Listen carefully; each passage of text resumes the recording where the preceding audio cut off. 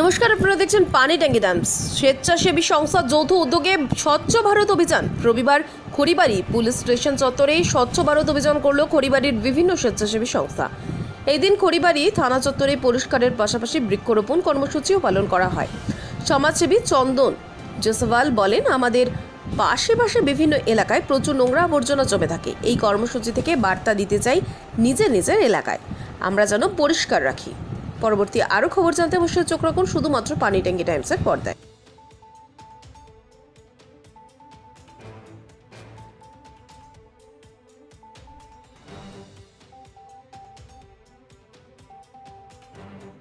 এই একটা অ্যাকশনে পার্টিসিপেট করলে তো এটাকে নিজেদের লাইফে এবং সব জায়গায় অ্যাপ্লাই করতে হবে। আমরাও যেরকম। কেমন লাগলো আজকে সাফাই অভিযান করে? খুবই ভালো লাগলো। আজকে স্বচ্ছ ভারত অভিযান ছিল।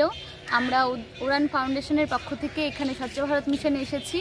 আমরা এখানে সবাই সাথে কাজ করেছি। আমাদের এটাই বার্তা যে আশেপাশে আমাদের পরিবেশকে পরিচ্ছন্ন রাখতে হবে, যেন সবার স্বাস্থ্য ভালো থাকে, সবাই সুরক্ষিত থাকে, সুস্থ থাকে।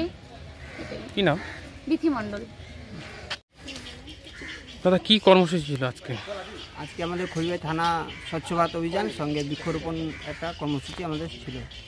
আমাদের সঙ্গে ছিল হিউম্যানিজম, তারপর তপবন সৎসঙ্গ কমিটি, উড়ান আর YSD আর ভারত স্কাউট অ্যান্ড গাইডসের ছাত্রবৃন্দরা, এরা আমাদের সঙ্গে আজকে এই অভিযানে সকলে উপস্থিত ছিল। কি বলবেন এই স্বচ্ছ ভারত নিয়ে? আমরা দেখেছি আশেপাশে সব জায়গায় প্রচুর নোংরা হয়ে থাকে। আমরা আমাদের এই কর্মসূচি থেকে সবাইকে বার্তা দিতে চাই যে নিজের এলাকা আমরা যেন পরিষ্কার পরিচ্ছন্ন রাখি। আপনার নাম? আমার নাম চন্দন জয়সওয়াল। আপনি একজন হিউম্যানিজম ওয়েলফেয়ারের ভাইস প্রেসিডেন্ট। ধন্যবাদ।